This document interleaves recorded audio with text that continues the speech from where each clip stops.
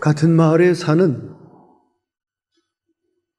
두 나무꾼이 산속에 들어가 나무를 했습니다.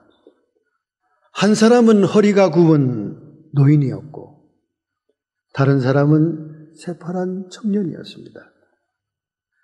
그런데 두 사람이 일하는 방식은 달랐어요. 청년은 하루 종일 쉬지 않고 땀을 흘리며 부지런히 일을 했고 노인은 체력이 딸리니까 1시간씩 쉬어가면서 천천히 일을 했습니다. 그런데 집으로 돌아갈 저녁 무렵이 되었을 때 노인이 쌓아올린 나무 땅과 청년이 쌓은 나무들이 자연히 비교가 되지 않습니까? 이게 웬일입니까? 천천히 일한 노인의 나무 땅이 훨씬 많았습니다. 깜짝 놀란 젊은이가 아이고 어르신, 제가 볼 때는 어르신이 시험시험 가며 일을 하셨는데 어찌 쉬지 않고 하루 종일 일한 저보다 단이 더 큽니까? 자네는 쉬지 않고 일했지만은 나는 틈틈이 쉬면서 도끼날을 예리하게 갈았잖아 하면서 노인이 미소를 짓고는 그 엄청난 나무 집단을 지게에 지고는 산을 내려갔습니다. 여러분, 심리학이나 정신의학에서는 이 청년같이 하루 온종일 쉬지 않고 부지런히 일하는 성격을 타입 A라고 칭합니다. 타입 A. 타입 A의 성격.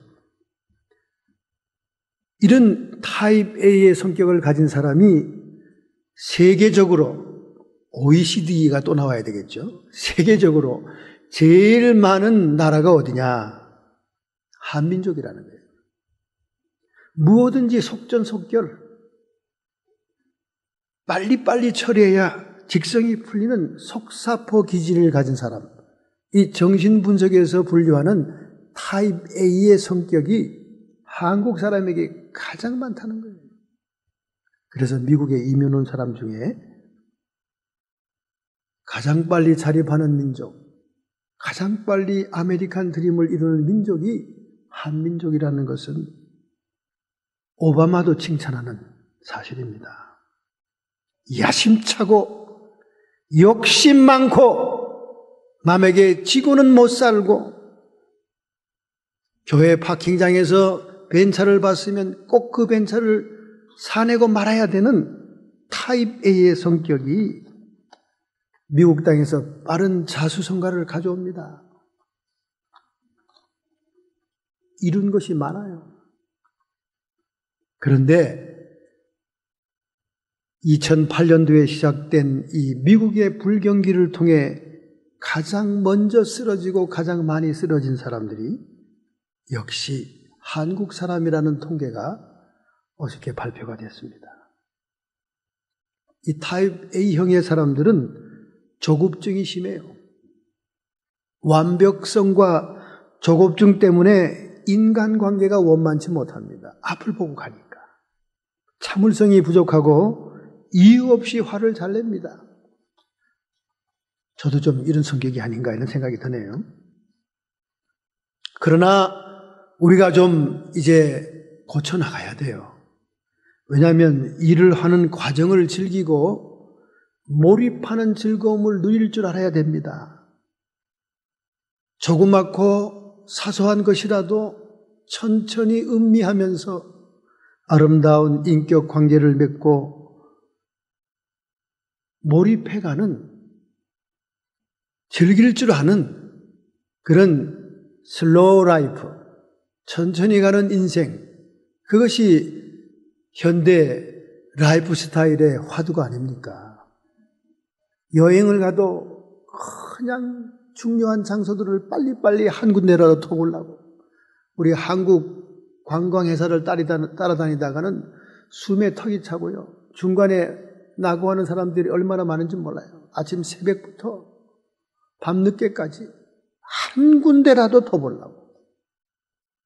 물론 우리가 중요한 관광 장소를 개론적으로 뭐가 있는지 볼 때는 그렇게 빨리빨리 하는 게 좋겠지만은, 그러나 즐거운 여행, 몰입하는 여행, 행복한 여행을 위해서는 한 군데 찐득하게 오래 동네의 분위기도, 동네의 아름다운 작은 것도 즐기고 볼 수 있는 여유 있는 우리 인간의 영혼의 도끼날을 갈아가면서 몰입할 수 있는 행복감을 누리는 변화가 좀 있어야 됩니다, 여러분. 우리 한국 사람들은 조급해요. 막 교회 생활도 마찬가지. 응답도 빨리빨리 하나님 주셔야 되고. 오늘처럼 생전 처음 우리 행사를 안 하던 교회가 김밥 싸기 행사하면 예배를 반절 깎아 먹습니다.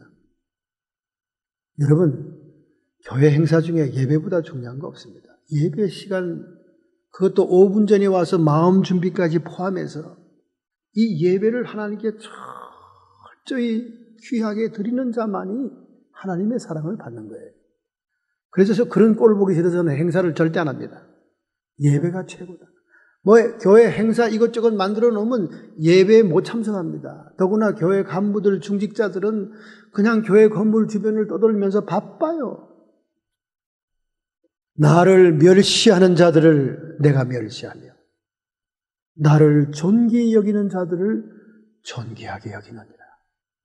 보이지 않는 하나님, 손에 잡히지 않는 하나님이라고 여러분이 아무렇게나 해서는 안 됩니다. 행사가 못 치러지고 김밥을 못 먹어도 예배를 철저하게 하나님께 드려야 되는 거예요. 이것만은 중요한 겁니다. 이것만은 타협이 없어야 돼요. 심리학자 미하이, 칙센트 미하이는 행복한 사람이란 무엇이냐? 그가 몰입을 하기 때문이다. 집중하기 때문이다. 이것이 행복의 비결이라고 했어요. 행복감의 정체성은 뭐냐? 무언가에 몰입할 때. 그래서 여기에 시간 개념의 왜곡 현상이 나타난다는 거예요. 우리가 뭐에게 집중하면요, 행복하고 흐르는 시간까지도 의식할 수 없다는 겁니다. 그래서 여러분이 기도 생활의 맛을 못 느끼고 예배 시간의 맛을 못 느끼는 이유는 몰입을 안 해서 그래요. 산만하기 짝이 없습니다. 산만하기 짝이 없습니다. 기도하면서 별 일을 다 하죠. 아이고 주여 하나님 아버지 하고 기도하다, 가스불에 그 불 좀 꺼라이. 주여 믿사옵나이다 하나님 아버지, 오늘도 이렇게 우리 가정을 돌봐주시고. 문 닫았냐? 단속 잘해라. 한 번도 기도를 제대로 몰입해 본 적이 없으니 기도의 맛을 모르는 거예요. 예배도 어수선하게 그냥 억지로 절간에 끌려온 처녀처럼 앉아 있으면서 온갖 세상 유람을 하고 있으니 예배의 영광과 기쁨을 느껴 받겠습니까? 몰입이 안 되는데. 그러니까 예배 시간 같은 게 중요하지 않아요. 칼같이 시간을 지켜야 되고 하나님은 우리를 기다리고 있다는 것을 생각을 못합니다. 그러니까 세상 일이나 하나님께 예배 드리는 거나 아무런 정성이 없는 거예요. 우리 한국 사람들이 고쳐야 됩니다. 고쳐야 돼요. 분주하고 바쁜 일들을 접어놓고 기도할 때는 기도에 몰입하고 예배할 때는 예배에 몰입하고 주님과 깊은 교감을 가질 때 성령 안에서 생명과 평안이 넘칩니다. 할렐루야. 우리 교회에서 가장 마귀가 역사하는 장소는 부엌인 줄로 생각이 됩니다. 제가 부엌에서 떠들고 깔깔대면서 예배 시간 잘 못 맞추는 걸 한두 번 본 일이 아니에요. 그 예배에 대해서 전혀 신경이 없다는 거예요. 예배에 대해서 신경을 안 쓰고 있다는 거죠. 예배가 지금 정각으로 시작될 시간이 됐는가? 이거 신경을 안 쓰는 거예요. 이거 그만큼 여러분의 마음이 없다는 뜻이죠. 딴 데 갔다. 예배만이 하나님의 영광의 옷을 덧입는 놀라운 시간이에요. 예배만이 하나님과 우리가 깊이 만나고 몰입하는 시간이에요. 오늘 우리 본문이 강조하고 주제하는 내용입니다. 이것이. 우리 한국 사람들은 타입 A가 많아요. 어수선하고 떠버리고 행사 중심이고 그냥 이름이 드러나야 되고 빨리빨리 성취가 돼야 되고 하나님한테 그렇게 기도 응답은 제때 빨리 받고 싶어 하면서 예배 시간은 왜 이렇게 성의가 없어요?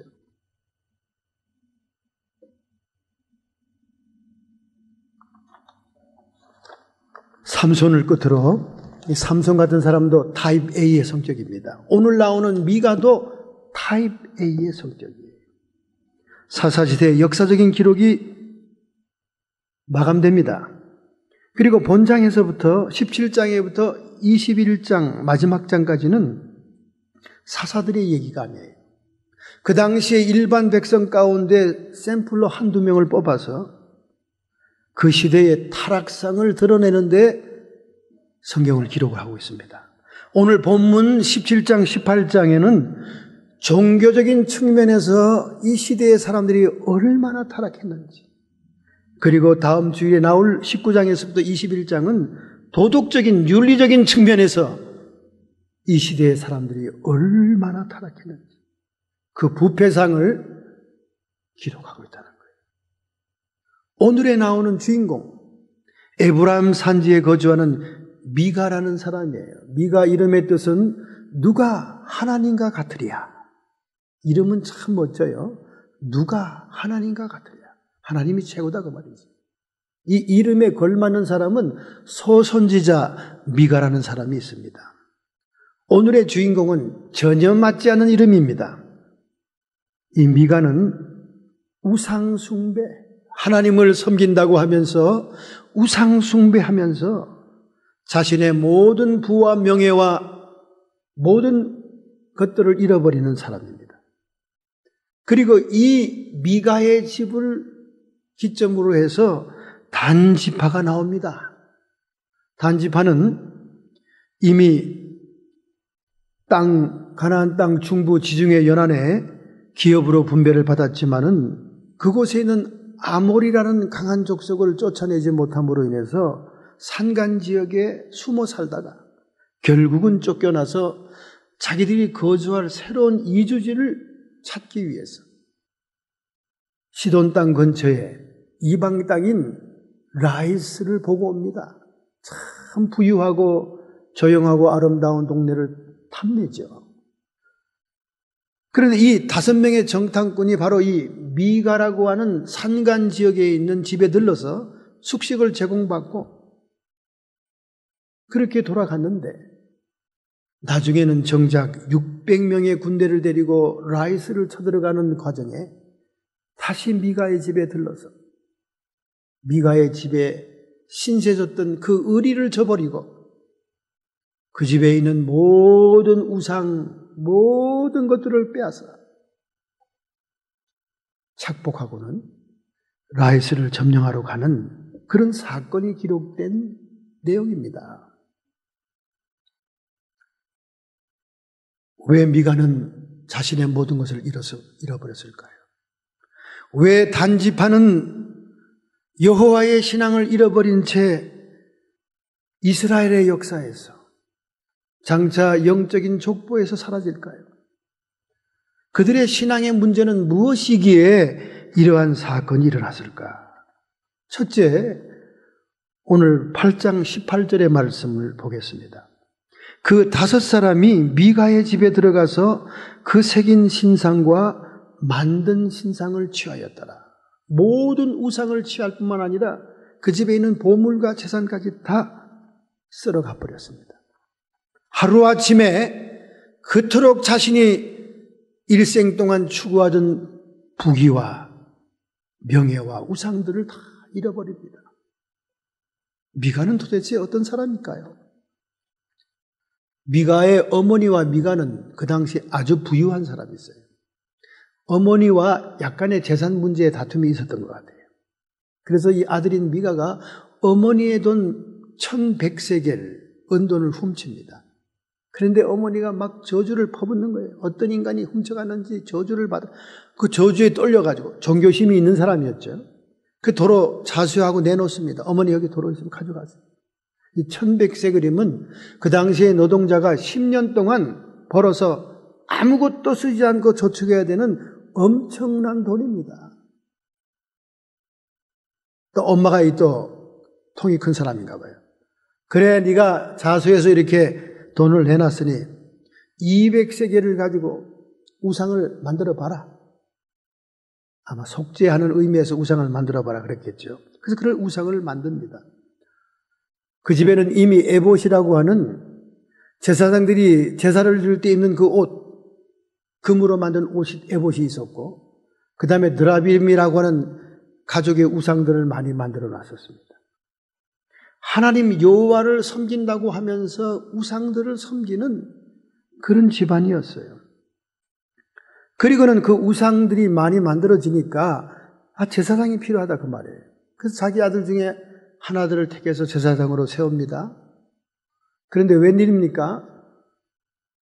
유다 지파의 레위 베들레헴 유다 지파에 사는 그 동네에 속했던 레위 사람 한 소년이 먹고 사는 호구지책이 없어서 얼마나 그 당시에 신앙이 타락했는지 레위 자손들을 돌보질 않았어요. 그러니까 뿔뿔이 흩어집니다.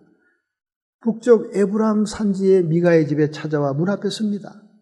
깜짝 놀라죠. 안 그래도 제사장이 필요한데 너 우리 집 제사장 되라. 1년에 10세겔 주고 그리고 옷 한 벌과 먹을 양식은 풍부히 주겠다. 그 집안에 끌어들여서 제사장 되게 합니다. 이 시대가 얼마나 타락했는지 자기 집안에 신당을 차리고 자기 집안에서 제사를 드립니다. 이 미가의 집에서 산 하나만 넘어가면 하나님의 장막, 성막, 실로가 있습니다. 하나님 여호와를 예배하고 주님을 섬기려면 얼마든지 실로에 가서 제사를 드릴 수가 있지만은 이 시대는 왕이 없으므로 자기의 소견대로 행하였더라. 17장 6절에 나오지 않습니까? 자기 소견을 따르는 난맥상의 신앙시대였어요. 율법대로 계명대로 하나님이 받으시고자 원하시는 의식의 절차대로 예배를 드리는 게 아니라 자기의 생각대로 자기의 소견대로 하나님이라고 하면서 우상들을 만들어 놓고 집에다가 예배드리고 제사장을 고용해가지고 자기 밑에다 두고는 신앙생활 하던 그런 시대다 그 말이죠. 그래서 황금 만능주의적인 주술과 혼돈된 신앙을 가지고 있었어요. 자기가 돈 많고 힘 있으니까 자기 돈으로 제사장도 사고, 사실은 그 레위 사람은 제사장이 아니에요. 제사장은 아론의 자손들 중에 해야 되는 거예요. 레위 자손들은 성막일을 돕는 데 쓰임받는 사람입니다. 가짜죠. 하나님이 아론의 혈통을 통해서 제사장을 세우기 때문에 하나님이 세우셔야 되는데 제사장도 자기가 임명하는 거예요. 돈 좀 있고 먹고 살만한 집안이라고 자기가 그냥 고용하는 겁니다. 오늘날 현대교회 모습 같지 않습니까? 목사들 청빙 고용 광고 신문에 내놓고 마치 종업원 고용하듯이 목사들을 심사해서 불러들이지 않습니까? 타락한 시대의 모습이에요. 하나님이 보내시는 게 아니라 자기들이 고용하는 거예요. 마치 이 미가의 집에 제사장을 개인적으로 사적으로 고용하고 사적인 교회를 만들듯이 황금 만능주의입니다, 여러분. 주술과 혼돈된 잘못된 신앙이에요. 마치 오늘날 그런 신앙이 얼마나 많은지 몰라요. 제가 이 미국 목회하면서 제일 고통스러운 게 뭔지 알아요? 새신자가 딱 들어오면 두 가지를 요구합니다. 목사님, 교회 이름과 교단을 바꿉시다. 족보를 바꾸자는 얘기지.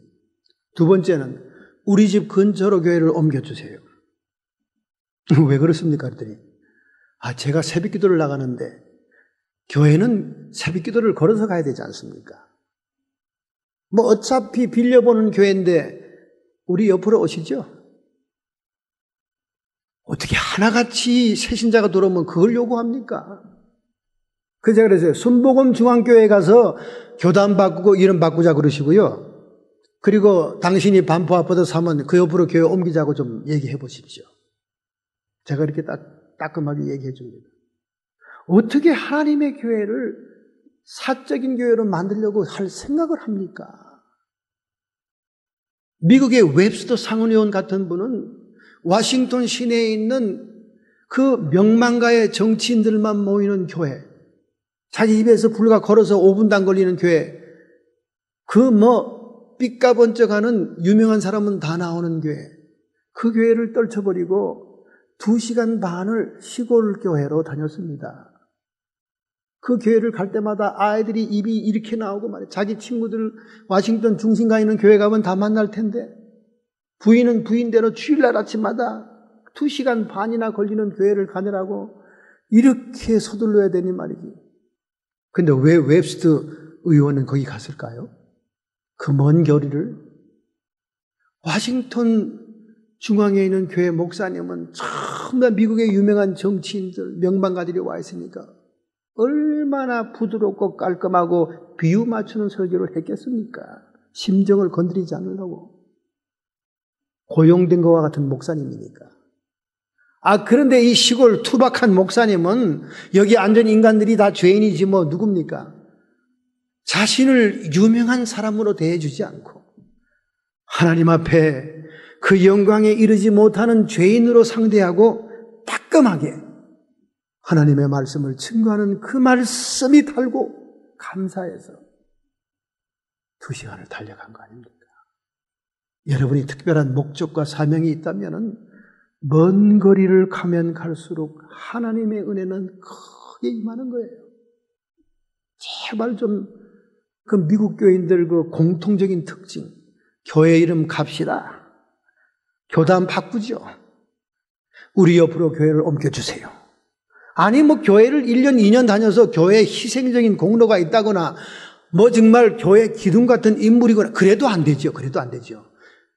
그것도 아니고 나온 지 1주일 2주일밖에 안 된 사람들이 그러니까 또 따로 목사님 만나지 또 특별히 아주 좋은 식당으로 만납니다. 만나면 그 얘기를 해요. 만나면 그 얘기를 하더라고요. 목사님, 교단 좀 바꾸는 게 어떻겠습니까? 그 좀 교회 이름이 별나지 않습니까? 저희 집 근처에 괜찮은 교회 하나 있는데 어떠세요? 여러분, 이 미가 시대에 타락된 신앙인들의 모습이에요. 어떻게 그렇게 하나님의 종과 하나님의 교회를 자기 밑에 자기 사적인 교회로 만들려고 하냐고 말이에요. 이 사사시대의 종교적인 타락상의 모습입니다. 두 번째는 이 미가는 하나님과 우상을 혼돈한 신앙이었어요. 종교 혼합주의입니다. 여호와 하나님을 섬긴다고 하면서 보이지 않는 하나님이 감이 안 잡히니까 보이는 드라빔 가족 우상과 가나안 땅의 우상신들과 섞어서 합해서 섬기는 거예요. 여러분 요즘 나오는 드라마 하나 봤으면 알 겁니다. 자기 남동생 하나 눕혀놓고는 누나 3명이서 반야심경을 외우고 난 다음 주기도문까지 해서 아멘하고 끝났지 않습니까? 이게 오늘날 우리 한국교회의 혼합적인 무속신앙과 합해진 겁니다. 부처님이든 예수님이든 칠성 귀신이든 누구든지 우리를 도와주리라. 사사시대의 종교 혼합주의입니다. 오늘 점점 이 마지막 종말의 세계는 모든 종교를 혼합하려고 하는 시도가 일어나고 있어요. 왜 그렇습니까? 이슬람과 기독교 종교 간의 분쟁이 자꾸 일어나니까 피스라고 하는 이름으로 평화주의 다 더불어 사는 세상 아니냐. 너 좋고 나 좋은 행복한 세상 만들어야지 그렇게 먹고 살 일도 아닌 종교 문제로 핏대를 올리냐. 피스를 앞세우는 사람들이 말이죠. 반핵 표시인 꺾어진 십자가 거꾸로 그린 그림 여러분, 그게 반핵 표시가 되죠. 핵을 무장해제시키는 표시가, 이거 안톤 라비의 사탄교회의 깃발입니다. 이 사탄들이 무서운 음모가 있는 거예요. 평화주의를 앞세웁니다. 평화주의를 앞세우고 젊은 사람들은 그 표시를 너무나 좋아해서 달고 다니잖아요. 십자가보다 더 좋아하잖아요. 동그라미 안에 꺾여진 십자가. 안톤 라비의 사탄교 인트로덕션에 들어가면 저는 대학원에서 그 비디오를 봤는데 거기에 첫 번째 영상 때릴 때 그 표시가 탁 나타납니다. 사탄교회 표시예요. 사탄교회 표시라고 그랬더니 우리 조카 딸이 그냥 막 몸을 틀면서 그냥 삼촌은 그냥 예민하게 과민증이야. 이거는 반핵 평화 시위할 때 쓰는 표시인데 왜 그러냐고. 그게 지식이 깊이가 없어서 그런 거예요. 지식이. 사탄교의 표시입니다. 앞으로 종교들이 통합됩니다. 이 통합이 안 되면. 그래서 지금 벌써 복음주의 기독교를 마치 이슬람 형제단과 같은 극단주의 단체로 지금 몰고 가고 있잖아요. 왜? 자기 예수 그리스도 유일성을 자꾸 주장해가지고 종교 간의 갈등을 일으킨다 그 말이에요. 종교 혼합주의입니다. 우상과 여호와의 신앙을 막 섞어가지고 잘못된 신앙으로 가고 있는 거예요. 출애굽기 20장 2절부터 6절에 오늘 여러분에게 하나님께서 말씀합니다. 나는 너를 애굽에서 종되었던 집에서 인도하여 낸 너의 하나님 여호와라. 너는 나 외에 다른 신들을 내게 있게 하지 말지니라. 너를 위하여 새긴 우상을 만들지 말고 또 위로 하늘에 있는 것이나 아래 땅에 있는 것이나 땅 아래 물속에 있는 것이나 아무 형상이든지 만들지 말며 그것들에게 절하지 말며 그것들을 섬기지 말지니라. 나 여호와 너희 하나님은 질투하는 하나님인즉 나를 미워하는 자의 죄를 갚되 아비로부터 아들에게로 3, 4대까지 이르게 하거니와 나를 사랑하고 나의 계명을 지키는 자에게는 1000대까지 은혜를 베풀리라. 할렐루야. 우상 숭배하고 하나님을 멸시하여 다른 신을 섬긴 자의 죄값은 3, 4대에 이릅니다. 3, 4대. 그래서 영적인 진단할 때 부모들 우상 숭배했는지를 확인해야 돼요. 확인해야 됩니다. 불구자들, 천의 장애자들이 많습니다. 물론 장애자들이 다 그렇다는 게 아니에요. 많은 집안의 장애자들 가운데 우상 숭배 저주로 임한 것들이 많이 있습니다. 그걸 잘 진단해야 돼요. 잘 진단돼요. 당하는 본인들은 억울하고 분하겠지만은 장애자들이 있는 집안에 사람들이 편견이 많잖아요. 우리 특별히 한국 사람들 편견이 많잖아요. 미국 사람들은 편견이 좀 덜한 편이지만은 한국 사람들은 편견이 많죠. 소경이 지나가면 돌멩이 던지고. 그러니까 그 장애자를 가지고 있는 부모의 고통들은 이해가 갑니다. 그러니까 요한복음 9장 말이 9장이 막 희소식이죠. 이 사람이 이렇게 된 것은 부모의 죄도 아니고 자신의 죄도 아니고 하나님의 영광을 드러내기 위한 것이다. 아멘. 비로소 오래간만에 위로를 얻었겠죠. 그러나 그 케이스는 그 소경의 케이스지. 오늘 당신의 아들이 정신박약인 것은 당신 아버지가 불교를 섬기고 엄청난 우상에게 시주한 결과의 저주입니다. 그게 성령께서 가르쳐주는 진단이니까 그 얘기를 하죠. 그 문제가 해결될 때 자폐에서 벗어나는 거예요. 그러나 하나님을 사랑하고 하나님을 계명을 지키는 자에게는 1000대까지 은혜를 베풀리라. 여러분, 하나님의 사랑이 비교가 됩니까? 따끔하게 매를 때리는 건 3, 4대요. 은혜를 베풀고 사랑을 베푸는 건 1000대라니까. 이 미가가 바로 그렇게 혼합주의적인 신앙을 가지고 있었습니다. 세 번째는 예배의 의미가 혼돈되었습니다. 예배의 의미. 너무 명예를 추구한 거예요. 여러분, 젊어서는 육신의 정욕이 사람들을 지배합니다. 중년의 때는 물질이 지배합니다. 돈이 지배해요. 그런데 노년에 가장 조심해야 될 것은 명예입니다. 명예. 하다못해 없는 모임이라도 만들어서 회장하고 싶은 것이 노인 때 명예욕이에요. 바로 이 미가가 자신의 명예를 추구하려고 있는 돈으로 제사장도 하여하고 그리고 자기 집안에 교회도 만들어 놓고 우상을 들어 채워놓고는 하나님을 섬긴다고 했던 것입니다. 예배의 의미를 상실한 거죠. 하나님이 받으시는 예배는 하나님의 방법으로 드려져야 돼요. 내 소견대로 내 원하는 대로 내가 복음으로 예배 드리는 거 하나님 안 받습니다. 하나님이 원하시는 방법으로. 심지어 성막을 지을 때도 모세에게 일일이 계시하지 않았어요. 그리고 그 성막 안에 드리는 모든 제사 하나하나 지정하지 않았습니까?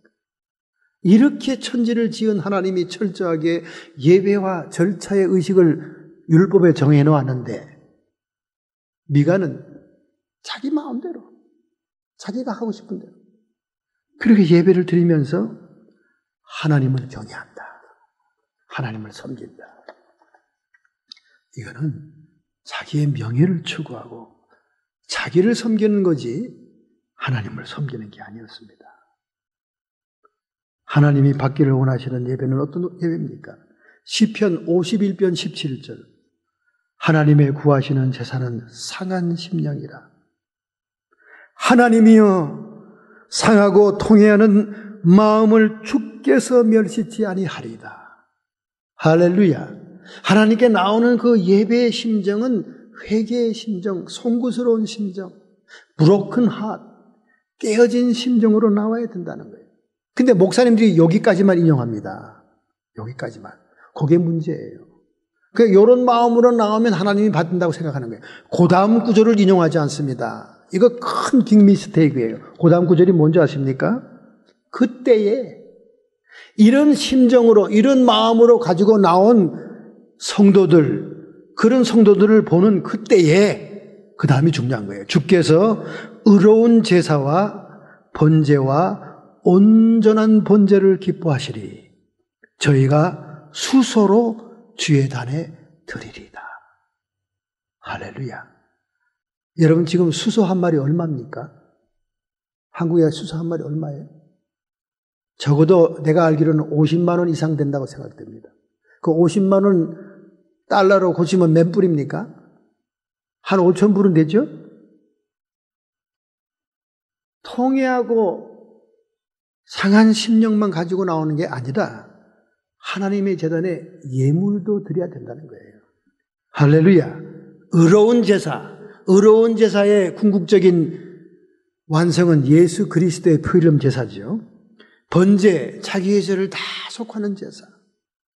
온전한 번제를 기뻐하시나니 저희가 비둘기도 아니요, 양도 아니요, 염소도 아니요, 수소를 주의 단에 드리리다. 할렐루야. 여러분 한 가정 한 개인이 소를 드린다는 것은 가장 큰 거를 드리는 거예요. 희생이 따를 때 하나님이 그 예배를 기뻐한다는 거예요. 믿으시면 아멘 합시다. 이야, 그 수소를 드릴 사람이 몇이나 될까? 아니죠. 여러분이 오늘날까지 하나님께 받은 은혜를 생각하세요. 오늘날 하나님이 여러분에게 주은 많은 축복을 생각해 보세요. 오늘날 하나님이 여러분이 받은 기도의 응답을 헤아려 보세요. 수소값이 문제가 아니에요. 여러분의 자녀들이 건강하게 자란 거 계산해 보세요. 그들이 어릴 때부터 병원에 들락거렸으면 그 병원비가 아마 집 한 채 값은 날아갔을 겁니다. 수소값이 문제예요. 그 아이들이 공부 잘하고 건강해지고 정말 좋은 대학 가서 좋은 직장 가진 거 생각해 보면 수소까지 그까지 게 문제입니까? 자기가 받은 건 생각 안 하고 아이고 그런 걸 드려야 돼? 하나님도 돈 좋아하시네? 아닙니다, 여러분. 목숨을 다하고 뜻을 다하고 주님을 사랑한다면 아낌없이 희생할 수 있는 마음이 있어야 되는 거예요. 우리의 마음은 통회하고 회개하는 마음이에요. 그 마음가짐 가지고 나와서 하나님께 힘겨운 제물을 드릴 때 하나님이 기뻐한다는 거예요. 저는 여기까지 그 앞절만 많이 들어와서 마음만 드리면 다 하나님이 받으시겠구나 이렇게 생각했는데 설교를 준비하면서 보다 보니까 그 밑에 이렇게 중요한 말씀이 있는 걸 몰랐잖아요. 이렇게 중요한 말씀. 희생제물이 따라요. 하나님이 한 번 속지 두 번 속지 않습니다.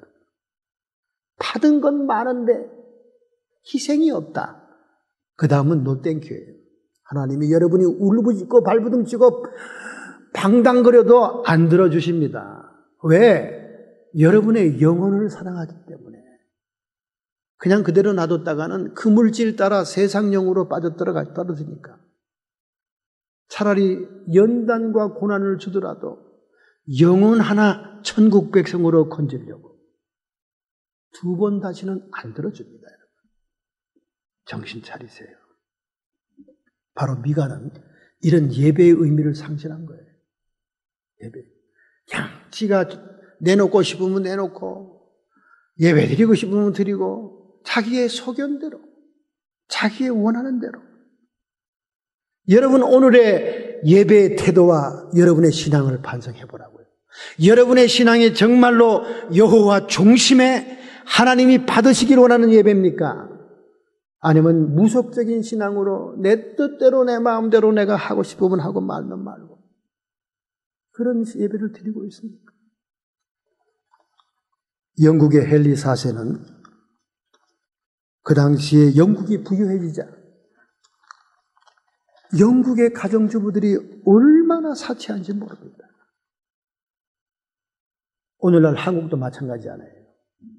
미국서 청바지 입고 티셔츠 입고 공항에 내리면 아이고 미국 조선족이 왔구나 이렇게 취급받지 않습니까? 여러분이 그런 모습으로 여러분의 일가 친척 아파트에 들어가려 하다가 수의실에서 제지를 받습니다. 아줌마 몇 호실 가는 파출부유? 하고 물어봅니다. 여러분. 망신당하죠. 한국 너무 잘 살아요 지금. 너무 잘 살아. 수박 한 덩이 $10, 사과 4-5개 $10, 양파 하나에 $1. 백화점의 물건은 비싸면 비쌀수록 잘 팔립니다. 비싸면 비쌀수록 비싸다고 생각하면서 웃으면서 예 그러세요? 체면 때문에 그만큼 잘 사는 거죠. 잘 삽니다. 북쪽에 수출해서 중국에 수출해서 유럽에 수출해서 세계 온갖 좋은 것들은 다 들어와요. 이제 미국이 촌 사람들이고 시골 사람들이고 미국 목사님 왔다 미국 콧방귀도 안 낍니다. 옛날 모를 때 얘기지. 지금 미국이 부도났다네. 심지어 우리 동창 국민학교 교사하시는 우리 동창들까지도 제가 가면 시큰둥하더라고요. 못 살 때 사는 데서 온 사람처럼. 옛날 같지 않습니다. 그런데 헨리 4세가 영국을 통치할 때 너무 잘 먹고 잘 사니까 주부들이 사치하는 거예요. 사치하는 거예요. 온몸에 장신구, 금고고리, 목걸이, 진주할 거 없이 막 사치하는 거예요. 부녀자들이 막무가내로 경쟁하는 겁니다. 헨리 4세는 이런 악습을 타파하고 싶어서 먼저 왕가에서 모범을 보이면서 공고를 냅니다. 지나친 사치와 지나친 장식을 하지 말아라. 공고를 냅니다. 그런데 왕이 공고를 내도 콧방귀를 안 껴요. 콧방귀를 안 껴요. 여전히 사치가 하늘을 찌르고 있습니다. 그래서 지키지도 않은 법률을 폐지해야 되겠는데 폐지하자니 왕권의 공신력이 떨어지고 또 더 중한 벌을 내리면서 말리자니 씨가 맥히지 않고 아주 고민이 돼가지고 이랬더니 말이죠. 헨리 4세의 장자방되는 이 머리가 지혜로운 자가 왕위를 아련했습니다. 폐하여. 지금 폐하의 심정이 그렇지 않습니까? 법률 공고를 폐하자니 왕권의 위신이 문제고 또 안 폐하자니 국가의 사치 낭비가 심하고 그러니 역발상이 어떻겠습니까? 헨리 4세가 기가 번뜩 뛴 거예요. 역발상이라니 뭔가? 임금님의 권위도 손상되지 않고 법률도 취소하지 않고 효과를 발휘할 수 있는 비책이 있습니다. 이 비책? 얘기해보게. 이제 이런 공고를 내면 됩니다. 창녀나 매춘부나 소매치기, 각종 전과자들은 장신구와 사치품을 장착하는 것을 허가한다. 그렇게 다시 공고를 내리십시오. 그랬더니 헬리사스가 그래. 그럼 부칙으로 공고를 내거라. 앞으로 지난번에는 사치하고 장신구를 걸지 말라고 공고를 내렸지만은 매춘부, 창녀, 소매치기, 감옥에 갔던 전과자들에게는 예외다 하는 공고를 전국 팔방에 붙였습니다. 그랬더니 즉각적인 효과가 그 다음날 나타난 거예요. 사람들은 화려한 복장도 장신구도 하지 않고 금속들을 착용하지 않았다는 거예요. 자기가 매춘부로 오해받길까 봐, 자기가 소매치기 전과자로 오해받을까 봐. 헬리사세가 무릎을 친 겁니다. 이야, 진짜 자네 똑똑하네. 응? 무슨 상을 내려야 되겠는가? 다만 저의 영광일 따릅니다. 이렇게 이야기가 잘 진행됐으면 좋겠는데 또 하나의 문제가 생기더라는 거예요. 그건 뭐냐? 헬리사세가 이웃나라 왕조에서 아리따운 공주를 왕비로 받아들입니다. 그런데 이 왕비는 사치를 좋아하고 모양내는 걸 좋아하고 어릴 때부터 왕궁에서 자랐기 때문에 거침없이 멋을 부리는 거예요. 언제나 공식 석상에 나올 때면 번쩍번쩍한 귀걸이와 장식들과 진주 목걸이와 막 사치스럽게 짝이 없는 거예요. 그런데 백성들이 바라보는 그 공식 석상에서 이런 번쩍거리는 보석을 메고 오는 이 왕비를 어떡합니까? 왕비를 매춘부로 전과자로 창녀로 볼 수는 없는 거 아니에요. 그래서 할 수 없이 왕비의 위신을 세우기 위해서 헬리사세는 그 법률을 폐지하고 말았다 하는 역사적인 사건이었습니다. 여러분, 왕도 법을 정해놔도 그 법을 지키기가 힘듭니다. 그렇다 할지라도 우리는 천지를 지으시고 우리를 다스리는 그 하나님께 나갈 때는 하나님의 법도대로, 하나님의 율법대로, 하나님이 우리에게 원하시는 요구대로 예배를 드려야만 하나님이 받을 수 있다는 것입니다. 믿으시면 아멘 합시다. 할렐루야. 한 고개만 넘어가면 하나님의 법도대로 제사를 드리며 한 고개만 넘어가면 하나님이 원하시는 대로 예배하는 실로의 성막이 있었건만 이 미가는 자기 집에다가 하나님의 성전 임내, 교회 임내 차려놓고는 사적인 우상 숭배를 하고 있었습니다. 로마서 1장 23절에 말씀합니다. 썩어지지 아니하는 하나님의 영광을 썩어질 사람과 금수와 버러지의 형상으로 우상으로 바꾸었느니라. 우리 인간은 눈에 보이는 것을 더 중시하는 본능이 있습니다. 보이지 않는 하나님이 답답한 거예요. 그러니 기도의 맛을 모르고 예배의 맛을 모르고 하나님의 영광을 체험하지 못한 자들이 죽을 맛이죠. 죽을 맛이에요. 교회에 앉아있는 거 말이죠. 더군다나 15분 설교만 했으면 얼마나 좋겠냐면은 제가 절대로 그 짧은 설교는 안 하죠.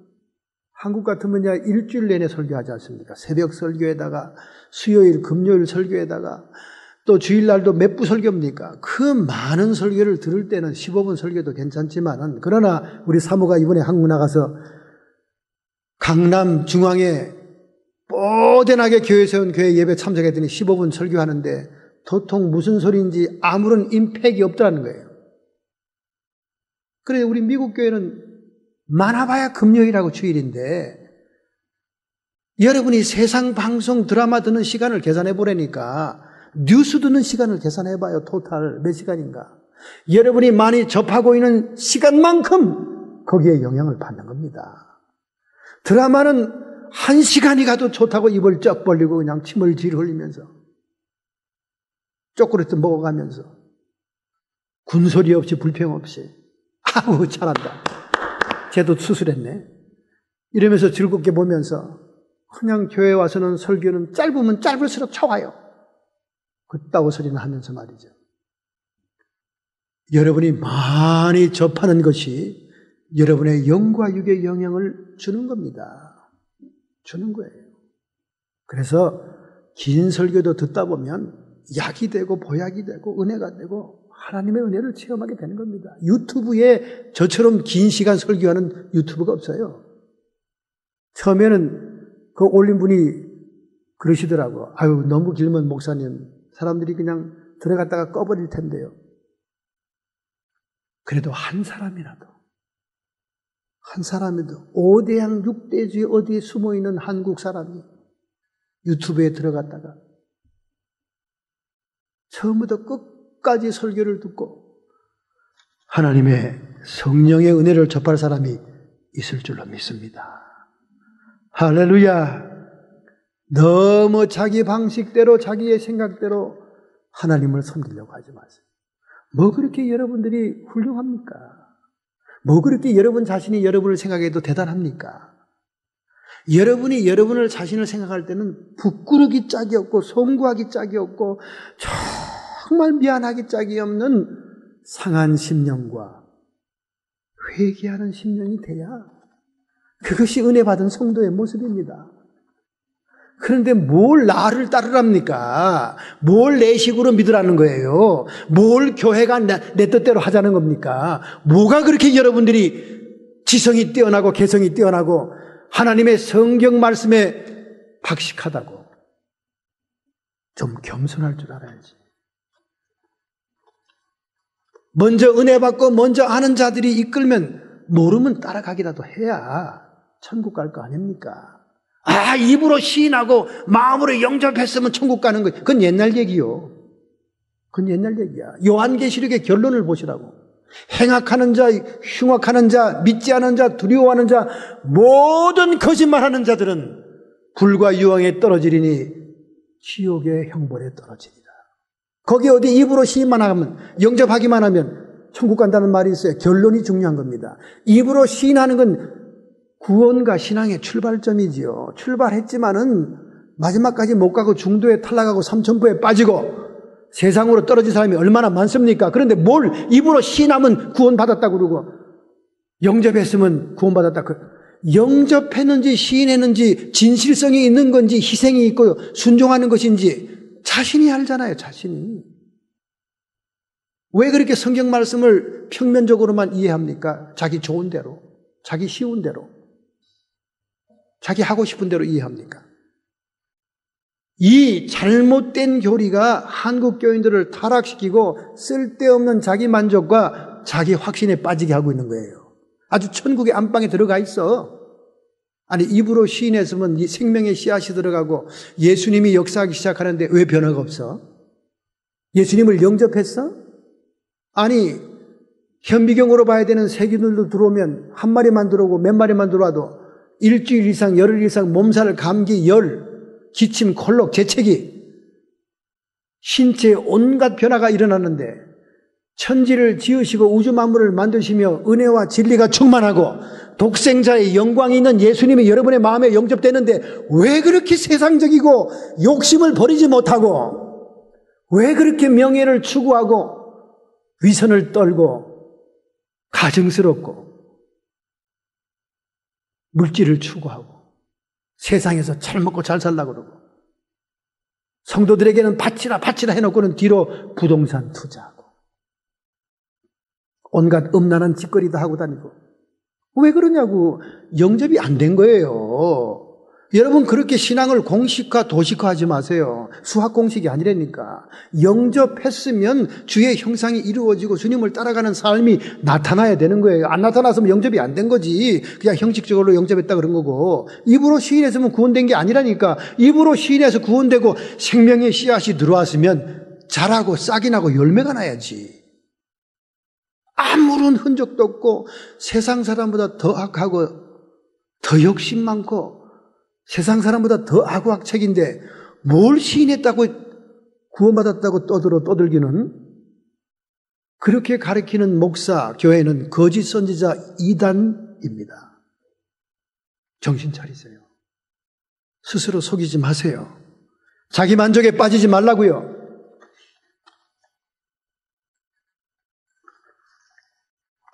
이 미가의 집과 연결되어서 단지파가 나옵니다.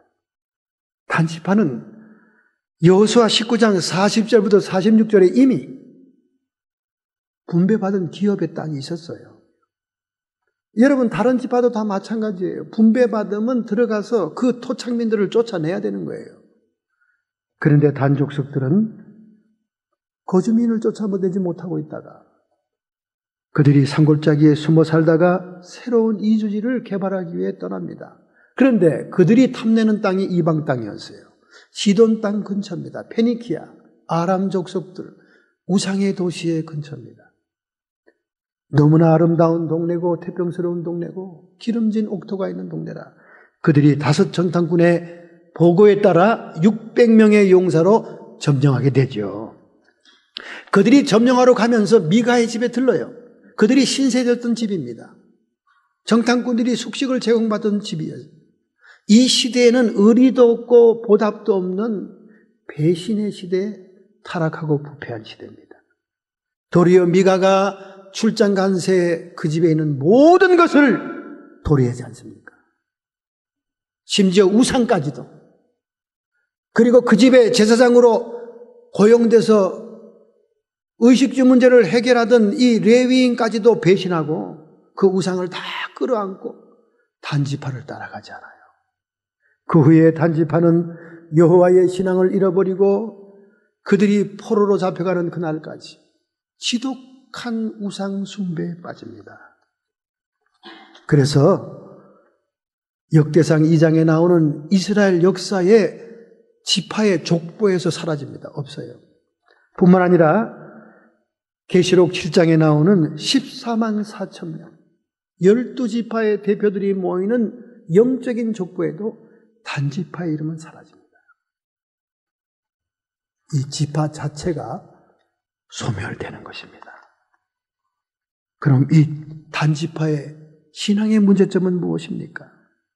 첫째, 그들은 연약한 신앙을 가지고 있었어요. 하나님의 약속을 믿지 않았습니다. 젖과 꿀이 흐르는 가나안 땅을 주리라. 그 땅을 정복하게 하리라고 한 하나님의 약속이 흐려지기 시작한 거예요. 그들의 신앙이 연약해졌습니다.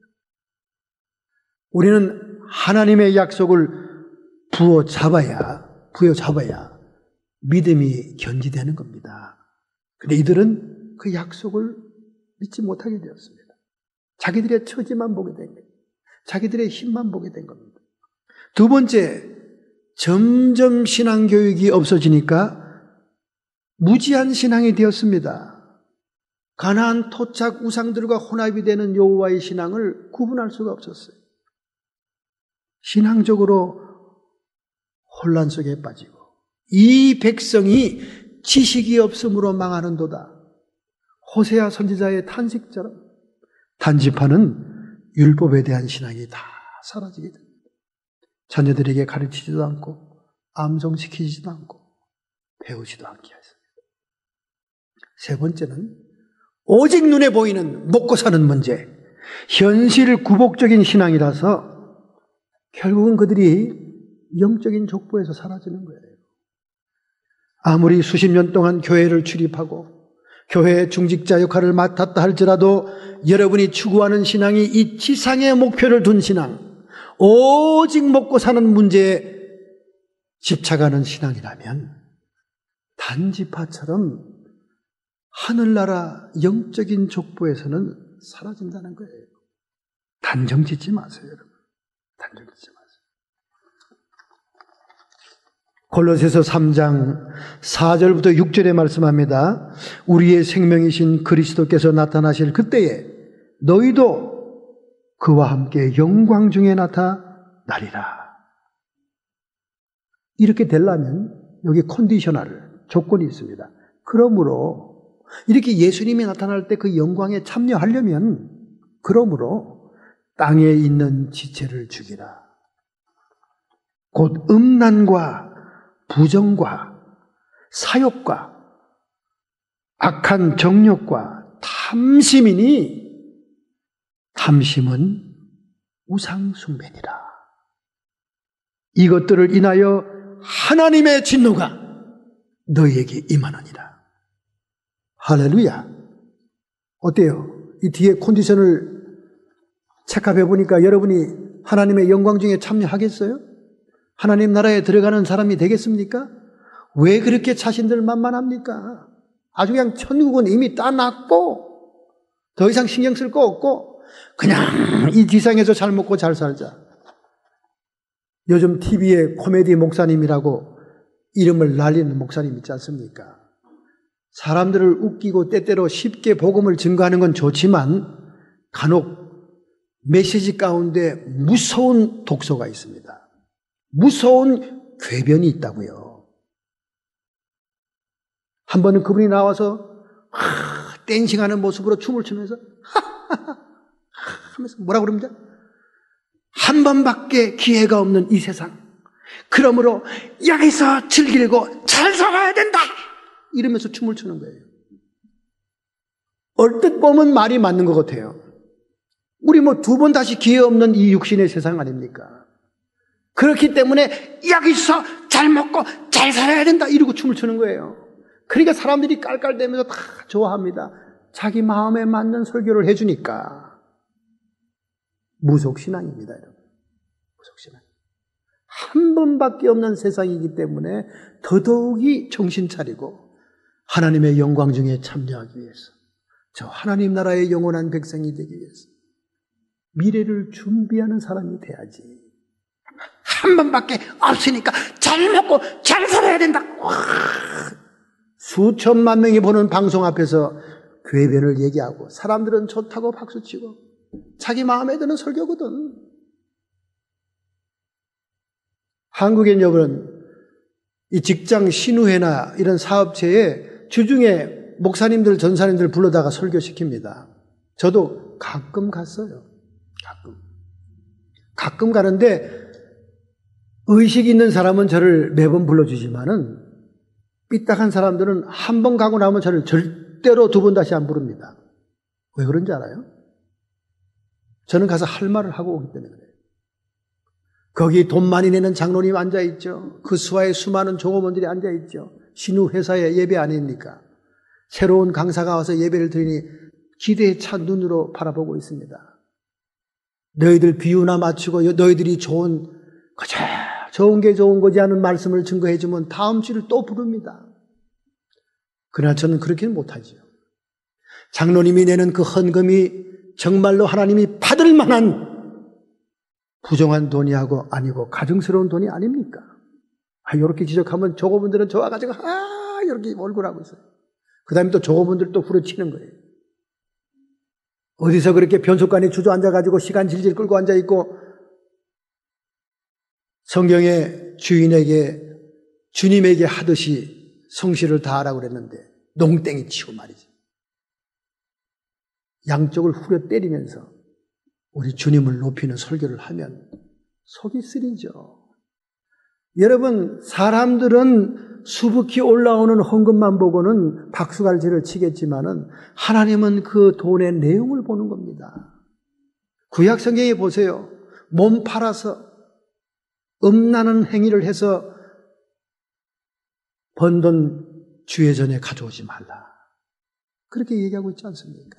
가증스럽고 부정한 돈, 죄악이 스며져 있는 돈을 가져오지 말라고 얘기하고 있지 않습니까? 사람들은 돈의 부피만 보고 박수를 치지만 하나님은 그 돈의 내용을 보는 거예요. 얼마나 많은 사람의 눈물을 흘린 돈들이 많습니까? 아니, 대교회들이 사채시장에서 사채놀이를 하고 있다면 헌금 가지고, 그럼 여러분 쩐의 전쟁을 하고 있는 거 아닙니까? 쩐의 전쟁이 얼마나 추악한 전쟁입니까? 이번에 황금상 받은, 유럽의 그 영화상 받은 그 내용이 쩐의 전쟁의 내용 아닙니까? 돈 때문에 이자 받는 것 때문에 사람들이 자살하고 죽는 내용 아닙니까? 얼마나 잔인한 영화, 상상도 못하는 영화 아닙니까? 그런 쩐의 전쟁에다가 돈을 풀어놓으니 그 헌금이 불어난 듯 하나님이 기뻐하겠어요? 아니, 목사님 무슨 자다 봉창 두드리는 그런 험한 얘기 천만에 서울 장안에 내놓으라고 하는 모든 교회들, 대교회들은 다 사채 시간 돈에 풀어놓습니다. 물론 미국에는 주식을 투자해서 홀라당 날리는 교단도 많지만은 하나님이 기뻐하겠습니까? 하나님이 기뻐하겠어요? 미국은 종교의 영향력을 잃어가고 있다는 갤럽 조사의 통계가 나왔습니다. 미국 사람 77%가 미국에는 더 이상 종교가 힘을 잃고 있다. 특히 기독교는 영향력을 잃고 있다. 미국 사람들의 4분의 3이 그런 생각을 한다고 통계가 나왔습니다. 1957년 이래 40년 동안 최대로 폭락한 수치입니다. 75%의 미국 사람들이 더 이상 기독교는 긍정적이지 않다. 그렇게 말하고 있는 것입니다. 이 통계에서 영국은 앞으로 10년 내에 이슬람 국가가 될 것이다. 그렇게 통계가 나왔습니다. 복음주의자들의 쇠퇴율이 15%에 달하는데 이슬람 교인들은 75%나 급증을 했다는 거예요. 영국 회교도들의 절반은 25세 이상의 젊은 층인데 기독교인들의 4분의 1은 65세 이상의 노년층이다. 미국이나 영국이나 기독교를 대표하는 국가들이 아닙니까? 그런데 이 종교가, 이 기독교가 점점 영향력을 잃어가는 이유가 뭐겠습니까? 단지파의 신앙처럼 현실 구복적인 신앙, 이 세상에서 잘 먹고 잘 사는데 목적을 두고 있는 신앙이라면 그것이 무슨 영향력이 있겠다는 겁니다. 전혀 신앙생활 하지 않고 자기 멋대로 온갖 짓을 다 해도 잘 살고 돈 잘 버는 사람들이 수없이 많은데 무슨 종교가 또 따로 필요하다 그 말입니까? 오늘 여러분과 저는 모든 것을 잃어버린 사람 미가와 영적인 족보에서 사라진 단지파를 생각하면서 여러분은 마땅히 천국에 간다는 생각을 버리시기 바랍니다. 골로새서 3장 4절 6절 우리의 생명이신 그리스도께서 나타날 그때에 너희도 그와 함께 영광 중에 나타나리라. 그러므로 여기 조건이 붙는 겁니다. 땅에 있는 지체를 죽여라. 지체를 죽인 자만이 주님을 만나고 영광의 나라에 들어간다 그 말이에요. 음란과 부정과 사욕과 사사로운 욕심, 사욕, 정욕과 탐심이 우상 숭배니라. 미가와 단지파를 여러분 비웃지 마세요. 아니 그들이 왜 여호와 신앙을 섬긴다고 하면서 우상 숭배를 했을꼬? 참 미련한 사람들이네. 그리고 왜 그렇게 다 잃어버려? 그리고 왜 영적인 족보에서 사라져? 그 사람들을 우리가 비웃을 입장이 아닙니다. 오늘 여러분과 제가 탐심, 이 세상에서 무언가를 취하고자 몸부림치고 집착하고 있다면, 애걸복걸하고 있다면 그 탐심 자체가 여러분 자신을 섬기는 것이요 우상숭배다 그런 세상의 영에 지배되는 것이다 그 말입니다. 오늘 여러분과 제가 하나님의 성령을 인도를 받는 참 신앙, 참 예배자가 되어야 될 줄로 믿습니다. 할렐루야. 마지막으로 한 가지 얘기할게요. 시간이 많이 갔구만요. 일본 영화에 있었던 얘기입니다. 하나밖에 없는 아들을 자기 온 힘을 다들여 농사짓는 어머니가 교육을 시키죠. 그래서 대학을 보냅니다. 방학 되면 어머니를 도우러 시골에 내려옵니다. 그런데 너무나 그 아들을 키우기 위해서 고생해서 불치병에 걸렸습니다. 시한부 인생이 되었어요. 그러나 아들에게 자기의 죽음에 대해서 말할 수가 없었습니다. 너무나 자기를 믿고 사는 아들. 자기만이 전부인 그 아들이 안타까웠습니다. 그래서 농사일을 같이 하면서 이 죽음의 문제를 아들에게 알려주고 싶었습니다. 얘야, 너는 죽음이 어디 있는지 아냐? 뜬금없이 뜨거운 떼약볕 아래서 어머니가 죽음의 문제를 얘기하니까 이 아들은 심드렁한 표정을 지으면서 관심이 없다는 듯이 했습니다. 그러나 그럴수록 어머니는 착잡한 심정으로 또 그에게 질문합니다. 너는 죽음이 어디에 있다고 생각하느냐? 그걸 내가 어떻게 알아요, 엄마? 너의 등 바로 뒤에 붙어 있다. 예? 그럼 내가 학교 갈 때 네 구사구 매는 것처럼 내 등에 있다고요? 그래. 한번 봐. 그랬더니 자기 등에 있다고 그러니까 애가 보려고 막 뒤를, 모가지로 막 뒤로 이렇게 막 합니다. 뒤로 하다가 그만 논두렁에 확 꼬꾸러졌어요. 그래서 먼지를 틀면서, 아유, 엄마는 참 짓궂기는. 이 어머니는 젊은이나 늙은이나 죽음이라는 것은 바로 자기 등 뒤에 엎여 있다는 사실을 가르쳐 주면서 어머니 불치의 병, 시한부 인생을 준비하라고 얘기했던 거예요. 여러분, 우리 그렇게 오래 많이 살지 않습니다. 자꾸 나이 많은 사람이나 특별히 젊은 사람들은 죽음과 아무 상관이 없다고 생각할 때가 많아요.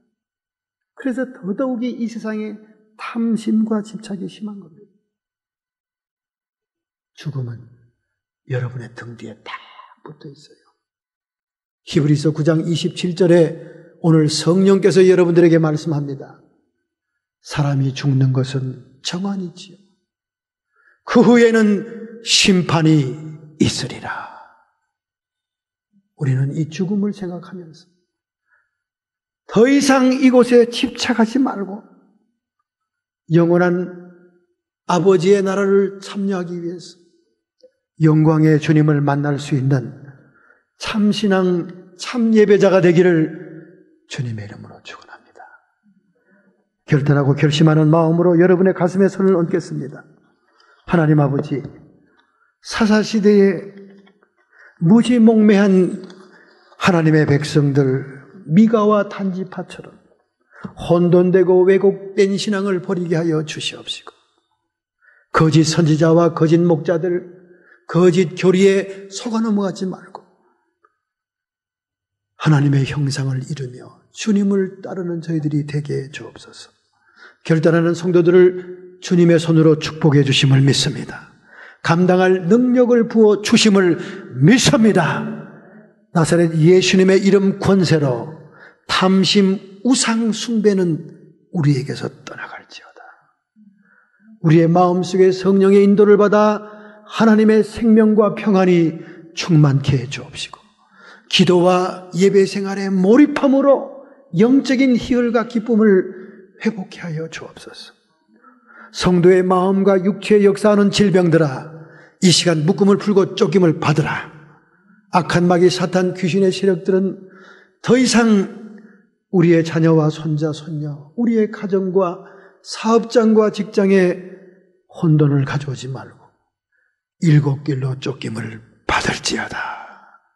하나님 아버지, 우리의 이름이 생명록에 기록된 것으로 기뻐하는 저희들이 되게 해 주옵소서.